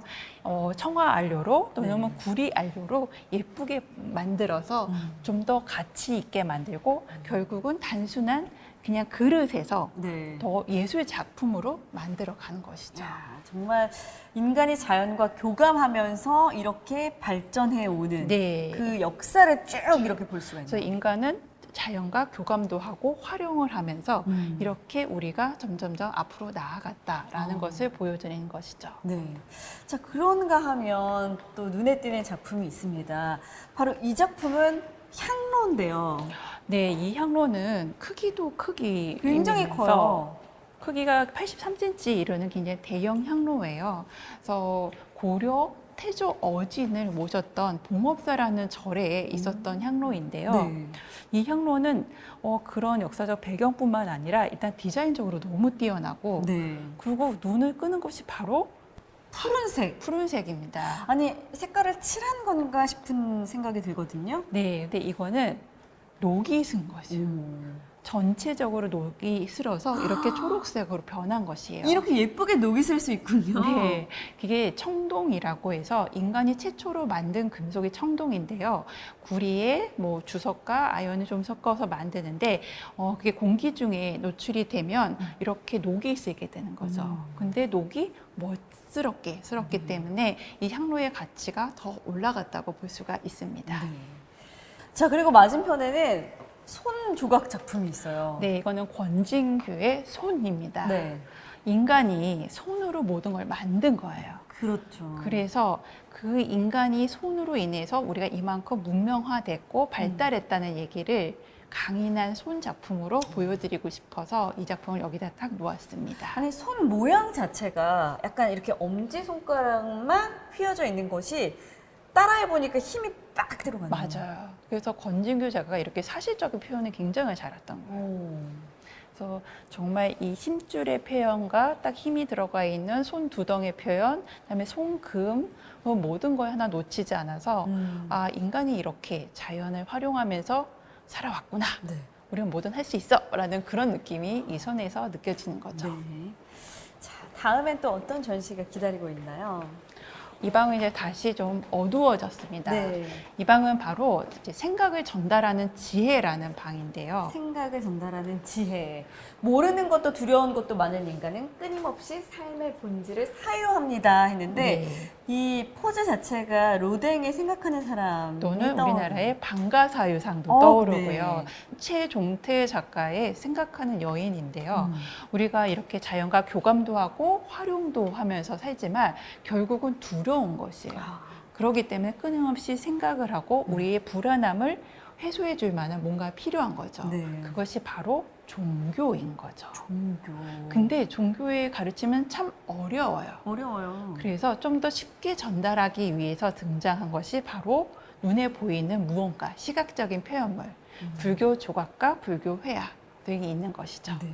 자, 바로 굉장히 앞에 약간 자그마하지만 화려한 일광삼존상이 있는데요. 일광삼종선은 불과 8.8cm예요. 너무하네요. 네, 되게 작고 근데 거기에 광배가 하나가 있고요. 네. 그 가운데에 계시는 분이 보살님이세요. 네. 보살이 양쪽에 비구니를 딱 옆에 두고 같이 계시는 분인데 네. 정말 잘 안 보이지만 섬세해요. 그래서 광배에 화연 무늬도 하나하나 다 새겨져 있고요. 네. 심지어 저 보살의 발가락도 새겨져 있습니다. 꼭 전시장에 오셔서 네. 직접 보셨으면 하는 그런 작품입니다. 정말 자그마한 크기지만 광배부터 시작해서 발가락까지 아주 섬세하게 표현을 했다는 것을 알 수가 있고요. 그 다음 작품을 보겠습니다. 정말 우리가 불교하면 딱 떠오르는 게 바로 불상이라고 맞아요. 할 수가 있는데요. 모양이 조금 달라요. 네, 불상을 할 때는 보살상과 그다음에 부처님 두 분을 이제 나누는데 네. 두 보살과 분- 부처 어떤 차이가 있나요? 사실 두 분 다 깨달음을 얻은 존재예요. 네. 그렇지만 부처님은 장식이 없어요, 옷에. 옷만 딱 입고 있는데 보살님은 하시는 일이 많아요. 중생들을 구제를 해야 되기 때문에 뭔가 좀 더 화려한 옷을 네. 입고 계세요. 그래서 장신구를 갖고 있거나 아니면 특별한 어떤 뭔가 물건을 들고 계십니다. 그래서 이 왼쪽에 계시는 불상은 보살상이에요. 네. 그래서 화려한 여러 장식. 가지 화려한 이게 보무석들이 있는 장신구가 네. 꾸며져 있는데 이 보살상에서 느껴지는 게 다 뭘까요? 아니 비율이 너무 좋아요. 너무 예뻐요. 비례가 몸의 비례가 너무 예뻐서 그리고 굴곡져 있고 맞아요. 그래서 어깨가 넓고 허리는 딱 잘록하고요. 잘록하고 살짝 오른다리를 이렇게 숙였어요. 그래서 그런 인체 표현이 네. 아까 보셨던 불상과는 다르구나. 좀 달라요. 그래서 7세기에는 이렇게 인체 표현이 딱 등장을 한 거죠. 네. 그러다가 저 옆쪽에 있는 부처님 한번 보시죠. 네. 부처님은 어떻게 되셨나요? 약간 투박하면서 통통한 풍만한 네. 그 느낌이 드는데 이 당시 우리나라가 보통 중국의 불교 양식을 받아들이는데 이때가 당나라의 풍만한 양식을 받아들였기 때문에 네. 이 8세기 불상은 이런 스타일이 된 것입니다. 좀 더 부드러운 어떤 미감을 주는 작품인 것 네, 같아요. 이렇게 시대에 따라서 계속 변화하게 됩니다. 이 수인도 의미가 있죠. 네, 두려워하지 말라. 두려워하지 말라.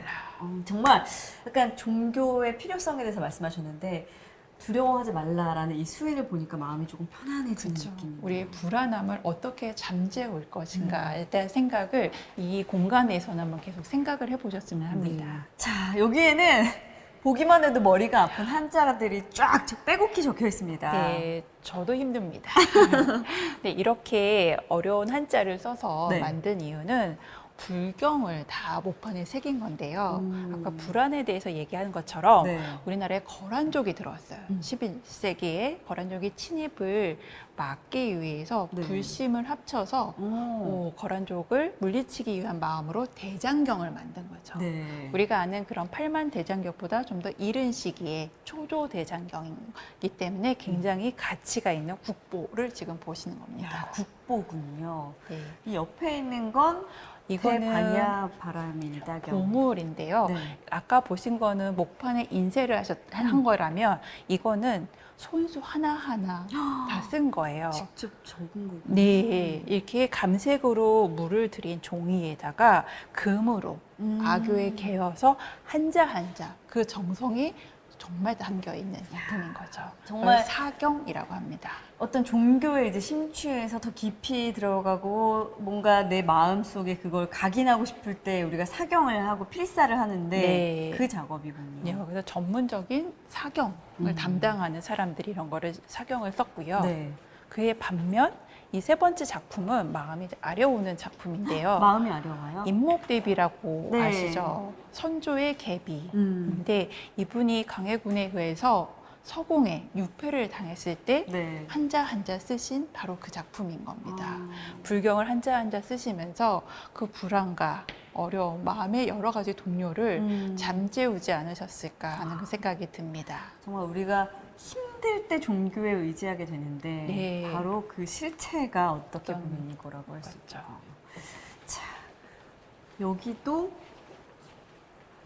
이것도 한자가 써 있고요. 어? 이것도 역시 불경인 것 같은데 옆에는 그림이 그려져 있어요. 네, 아까 보신 사경, 경전을 손으로 쓰는 네. 그 사경에는 앞쪽에 이렇게 변상도라고 해서요.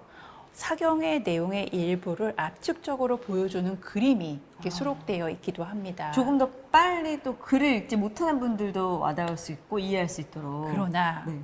너무 복잡한 내용이어서 실제로는 좀 경전의 내용을 모르면 네. 이해하기 되게 힘들어요. 그러네요. 그래서 저희가 바로 영상을 준비해서 음. 세세하게 이 안에 무슨 내용이 그려져 있는지를 전달하고 있습니다. 네. 보살의 돌을 어떻게 닦느냐고 물어라 라고 이렇게 그림의 정말 요소를 근데 진짜 그냥 봤을 땐 몰랐는데 이 구석에 선제 선제 동자가 동자가 또 등장을 하고 있죠. 뭔가 이야기를 듣고 있는 그러면서 깨달음을 얻고자 하는 선제 동자인 거죠. 네, 선제 동자가 선지식인 좀 더 깨달은 사람을 찾아다니면서 네. 어떻게 하면 깨달음을 도를 얻을 수 있을까를 네. 알기 위해서 돌아다니는 그런 내용인 것입니다. 역시 여기에도 네, 변상도가 있고요. 그려져 있고요.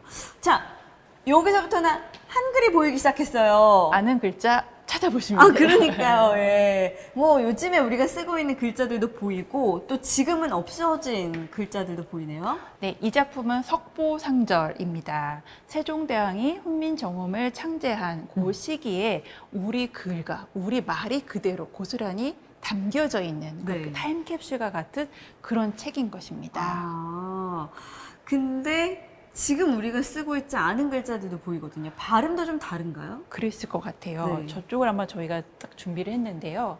두 번째 보시면 무리 중과 가운데 중. 지금은 중자로 발음이 중으로 같은 발음하죠. 건데 당시에는 표기가 달랐습니다. 지금과 디웅이 네, 그렇게 아마 발음을 했을 것 같은데요. 네. 이렇게 우리가 지금 달랐던 것이죠. 근데 우리와 현재 다를 뿐만 아니라 네. 15세기 이 중반의 표기법이 네. 15세기 후반의 표기법과는 또 달라집니다. 오, 지금 정말 없는 글자들도 많이 보여요. 예, 당연히 없는데 점점 더 표기법이 좀 더 간략해지는 것이 바로 이 작품 육조대사 법보당경 언해본에서 확인할 수가 있는데요. 네. 아까 보신 거에서는 음가가 없는 클대에도 이응이 딱 네. 표기가 돼 있어요. 근데 이제는 자자 스스로 자자를 보면 없어요. 이응이. 없네요. 그래서 이런 식으로 언어가 변화하는구나. 이런 것 것도 또 확인할 수가 있습니다. 역사가 변하듯 우리 말과 글도 또 변화가 됩니다. 변화가 있습니다. 자, 그리고 이렇게 저쪽으로 가다 보면 이 작품을 제가 이렇게 또 실물로 보게 되네요. 다들 네. 너무 놀라고 보면 감탄을 금할 수 없는 그런 수월 작품. 관음도. 네, 수월 관음론인데요. 아까 말씀드린 것처럼 보살은 우리 중생을 구제를 하셔야 되는 거예요. 그 중에서 가장 인기가 있는 보살이 관음보살입니다. 네. 관, 보고 소리를 들으면서 음. 중생을 구제를 하시는데 관음보살이 계속 몸을 좀 변신을 하세요. 네. 그 중에 한 분이 바로 수월 관음입니다. 이 수월 관음은 하늘에 있는 달빛이 이쪽에 물빛에 반사돼서 널리 퍼지듯이 중생을 널리 구제하겠다라는 그런 의미가 담겨 있는데요. 네. 그런 뜻을 몰라도 작품을 보고 있으면 어머 예뻐라 라는 생각이 들어요. 그리고 굉장히 들여다보게 되는 게 네. 뭔가 이렇게 걸치시고 있거든요. 맞아요. 근데 시스루 같아요. 맞아요. 팔이 다 보이거든요. 팔이 다 보여요. 정말 베일을 쫙 걸치고 있는데 베일 위에도 문양이 있어요. 근데 그 문양 아래를 쫙 보면 다른 아래 옷에 문양이 다 보여요. 다 보여요. 어떻게 이렇게 불투명하면서 투명하게 표현을 했는지 이게 과연 700년이 지난 와. 그 작품이 맞을까 할 정도로 깜짝 놀랄 정도로 네. 너무 색감이 아름다운데 사실 눈이 좀 불편하시거나 잘 안 보이는 분들이 들여다봐도 잘 안 보여요. 잘 안 보이네요. 그래서 저희가 바로 준비했습니다. 뭘 더 준비했나요? 아, 이렇게 또. 고려 불화를 좀 더 자세히 들여다봅시다 네. 라고 해서 이 기기를 터치를 하면 쭉쭉 펼쳐서 아까 보셨던 이렇게 투명한 느낌의 베일 아래의 모습이 네. 숨겨져 있는 그 옷 문양이 더 자세히 볼 수가 있고요. 네. 또 재밌는 게 적외선 촬영을 했어요. 그랬더니 안 보이던 밑그림이 보여요. 이렇게 거북이 그 등껍질 문양이 네. 다 이렇게 옷에 있었구나라는 오. 것을 볼 수가 있어요. 네. 그래서 새로운 과학기술로 우리의 문화재가, 우리의 문화유산이 더 잘 보이도록 이렇게 노력을 했습니다. 자, 이쪽에 와보면 범종이 놓여 있습니다. 어떤 이 소리를 들으면서 마음을 정화시키는 그런 용도이기도 하고. 네, 범종은 그 부처의 소리를 저 지옥에 있는 중생에까지 전해서 네. 그걸 구제하겠다. 네. 그런 의미의 법음구인데요. 네. 저희가 이게 범종을 전시하면 많은 분들이 되게 궁금해하세요. 어떤 거요? 어떤 소리가 날까요? 궁금해요. 들어보고 싶긴 맞아요. 그래서 대신 저희가 이렇게 준비를 했습니다. 직접 이 범종을 치지는 못했지만 네. 성덕대와 신종의 소리를 이용해서 파동을 아. 눈으로 이렇게 보여드리는 거예요. 오, 그러면 이 소리가 날 때 그 파동이 뒤에 쫙 펼쳐지는 묻은 거죠. 약간 저는 뭔가 어떤 우주의 팽창 신비로운, 같기도 하고. 정말 부처님의 소리가 온 세상에 퍼지는 그 네. 느낌이 드시나요? 들어요. 네, 그럼 저희가 성공했습니다. 아, 굉장히 어떤 소리를 시각으로 유추해 볼 수 있는 네. 그런 전시였습니다. 네. 자, 그 다음에 있는 것들은 친구끼리 삶의 지혜를 편지로 주고받습니다. 이 글귀들은 이제 편지군요. 네, 이제 조선시대에 생각을 전달하는 방식, 가장 대표적인 방식이 바로 편지인데요. 네. 우리가 아는 또 송익필, 성훈 이분이 30년 동안 주고받은 편지를 후손들이 모은 거예요. 이렇게 첩으로. 그러면 이제 여기에 편지에 무슨 내용이 있는지 궁금하죠. 궁금하시죠? 삶의 지혜가 되는 내용이 들어있습니다. 딱 이이가 대제학에 임명이 됐을 때 친구인 송익필이 편지에서 이렇게 썼어요. 네. 행동거지 하나하나 반드시 도로서 하고 아주 사소한 것이라도 이익을 도모하거나 공을 세우겠다고 생각하지 말아야 합니다. 아하. 뭔가 어떤 강직함, 네, 바르게 살아야 되는 정직함, 듯함. 이런 것들. 정말 우리가 공직에 있는 분들이 어떤 마음가짐으로 공직자가 돼야 하는가를 보여주는 문구입니다. 자, 그런가 하면 여기에는 다시 화첩인가요, 이게? 네, 그림이 딱 그려져 있는데요. 네. 물론 앞면은 그림이고 아래는 다 글이 적혀 있는 거죠. 네. 그래서 저희가 여기서 말하고 싶은 거는 영원한 기억은 없습니다. 없어요. 그래서 기록이 필요합니다. 좋은 행사를 해줬어요. 근데 이거는 곧 잊혀지죠. 네. 그렇기 때문에 이렇게 그림과 글로 행사의 좋은 뜻을 남기자라는 것이죠. 우리가 어떤 행사를 할 때 기념 사진을 찍는 꼭 것처럼. 찍죠. 네. 이거 그림으로 이렇게 남겨놨었던 거고요. 네. 자, 그 다음에는 조금 더 화려한 색감이 들어가 있는 책이네요. 네, 이걸 보면 내용은 몰라도 되게 즐겁습니다. 네. 근데 내용을 알면 약간 무거워요. 무거워요? 교훈적인 이야기예요. 본받을 만한 사람들의 이야기를 그렸는데 네. 왕실에 속한 도화서 화원들이 그림을 그렸고요. 아마도 앞쪽에 정조 임금님의 인장이 찍혀 있는 것으로 봐서 왕실의 교육용으로 그려진 그림 동화책이구나라는 것을 알 수가 있는 거죠. 그렇군요. 뭔가 즐거워 보인다고 생각했는데 하나하나 교훈을 교훈적이에요. 담고 있었다. 그래서 예나 지금이나 그림 동화는 교육에 꼭 필요하다라는 네. 것을 알 수 있는 그런 책입니다. 네. 자, 그 다음 작품은 어떤 작품인가요? 이 작품을 딱 보시면 먼저 그림을 보실 텐데요. 네. 이건 잔치를 벌이고 있어요. 음. 가운데 1월 오봉도가 있고 그 네. 앞에 임금님 자리, 또 그 옆에 세자 자리가 있습니다. 예로부터 감히 임금님과 세자는 그림을 그리지 않습니다. 그런 대신 이제 신하들이 쭈루룩 앉아 있고요. 네. 상을 다 받아요. 이거는 임금님이 상으로 술을 내리는 그런 장면입니다. 네. 근데 이 그림의 주인공은 우리가 아는 너무나 유명한 그분들이세요. 어떤 분? 영조와 사도세자입니다. 아버지와 아들. 네, 이 모임을 가질 때 영조는 굉장히 기분이 좋은 날이었어요. 네. 그러나 사도세자에게는 그렇지 않았습니다. 왜요? 왜냐면 우리가 학원에 가서 아이들 진도를 확인하듯이 네. 이 신하들한테 얘 제대로 공부를 하고 있느냐라고 영조 임금이 사도세자의 공부 상황을 계속 체크를 하는 거예요. 왜 믿어주시지? 글쎄 그거를 또. 말이에요. 믿지 않고 신하들이 아무리 잘하고 있다 하더라도 얘가 지금 얼굴도 까맣고 나가서 뚱뚱해서 놀았다는 거죠. 많이 노느냐고, 먹고. 그죠? 네. 어디가 언제 공부를 하느냐. 그래서 심지어 글자를 짚어보면서 이 글자 아느냐고 확인까지 한 거예요. 테스트까지. 네. 그러니까 쉬운 글자를 했더니 더 어려운 글자를 해봐 이렇게 시키는 거죠. 정말 영조 임금이 왜 그렇게 했는지는 이해가 돼요. 왜냐면 많은 신하들보다 더 많이 알아서 성군이 돼야 된다는 막중한 임금으로서의 무게를 알기 때문에 아들 교육에 굉장히 열을 올렸는데 네. 이런 조기 교육의 폐해를 이게 바로 보여주는 건데요. 바로 이때가 7살밖에 안 됐던 아이고, 때예요. 근데 놀았다고 뭐라고 하시고. 네, 그래서 아들을 못 믿어했던 그 네. 아버지의 불안함이 훗날 비극의 씨앗이 되었던 것이죠. 네. 그러면 굉장히 뭐 술상을 내리고 기분 좋은 날이지만 사실은 그 이면에는 아주 슬픈 이야기가 또. 네, 담겨 있습니다. 자, 다음 작품으로 들어가 볼게요. 자, 이곳은 이제 인간의 변화를 탐색하는 경험을 경험이라고 써 해보는 있는데요. 네, 공간인데요. 네. 인간은 계속 변합니다. 그러면 조선시대는 어떤 인간이 표준이었냐면 이처럼 유학자가 표준이었어요. 네. 권상하라는 유학자의 초상화인데요.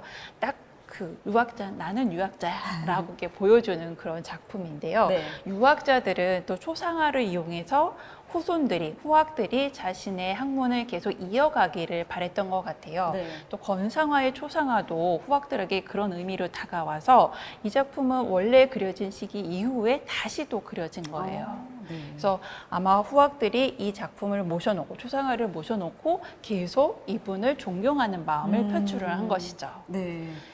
그 옆에 있는 작품은 간제 정면으로 전후. 바라보고 있는데 네, 굉장히 강렬한 상이죠. 정말 이 수염 필체 하나하나까지 아주 강직함이 느껴집니다. 네, 간제 전우라는 분의 초상화인데 간제 전우는 수구파 학자셨던 거예요.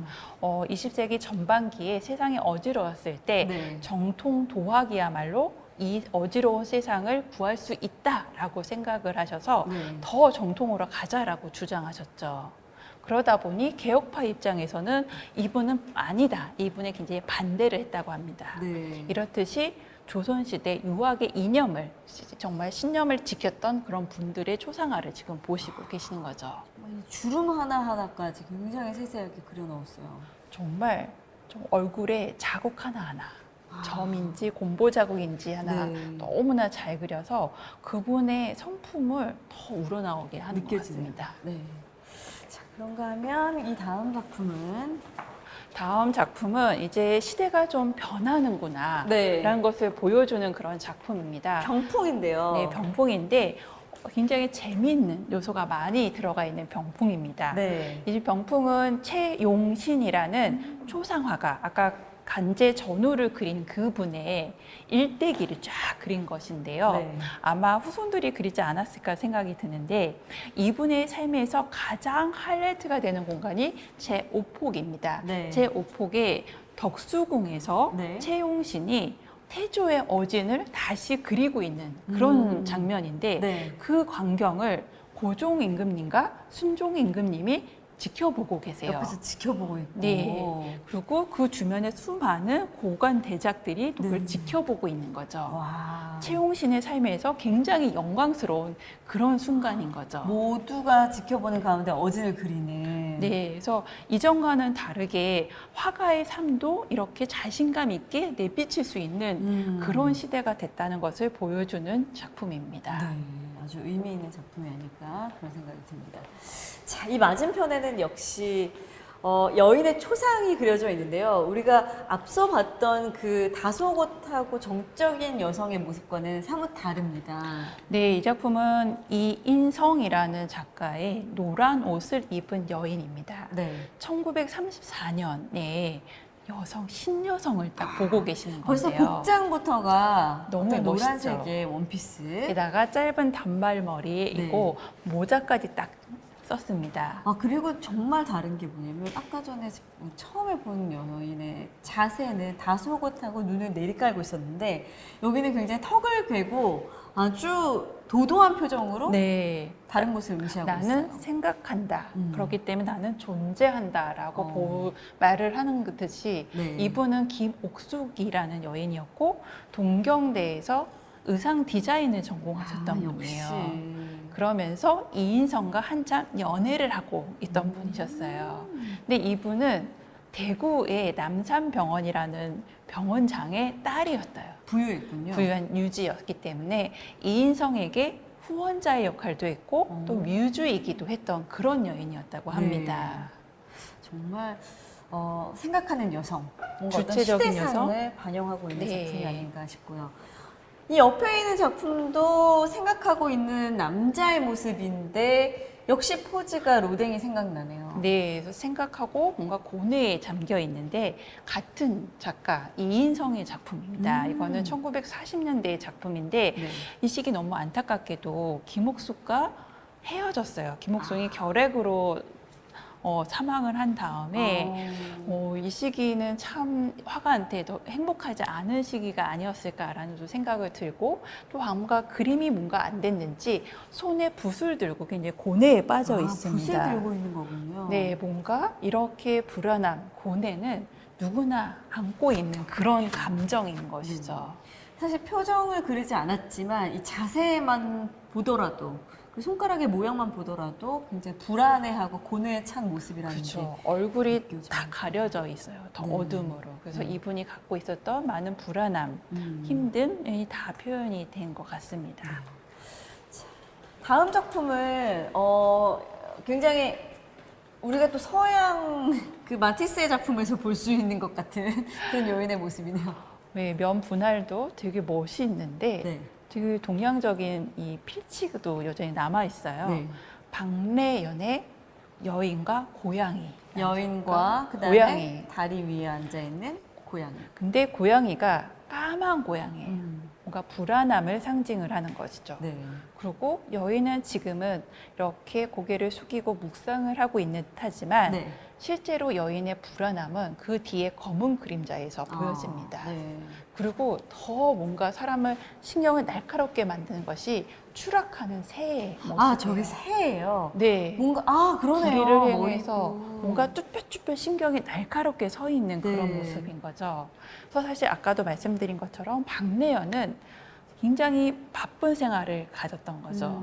그래서 김기창이 넌 부엉이야 라고 얘기할 정도로 밤에 잠도 안 작업을 자고. 했대요. 네. 근데 그 심정이 이해가 되시죠? 네. 그러니까 늘 내가 해야 될 일은 많고 시간은 없고 그 불안함들이 갖고 있든 그렇지만 결국은 그것을 잘 스스로 해소할 수밖에 없었던 그 모습이 담겨 있지 않나 싶습니다. 네. 자, 저희가 앞서 손 조각 작품을 봤는데, 손 조각이 또 있네요. 근데 이 손은 뭔가 손을 내밀었습니다. 아, 내밀고 있어요. 악수를 하자는 것 네, 같은 그래서 느낌? 아까 말씀드렸던 불안함을 네. 잠재워 줄게 라는 그런 느낌으로 저희가 전시를 했어요. 네. 서로 손을 내밀어 함께 나아가는 세상을 한번 꿈꿔보자 라는 혼자는 세상에 더 불안하니 힘드니까 함께 함께 나아가는 가자. 모습.